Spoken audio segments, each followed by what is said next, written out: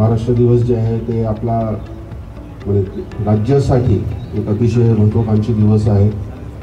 आपल्या राज्याच्या स्थापना या दिवशी झाला होता आणि तिथून आपण जे प्रगती या राज्यामध्ये झालेला आहे त्यामध्ये एक मोठं वाटचाल माढा परिवार म्हणून पण आपल्याला पण राहिलेलं आहे। ते मी विशेष करून सांगू इच्छितो।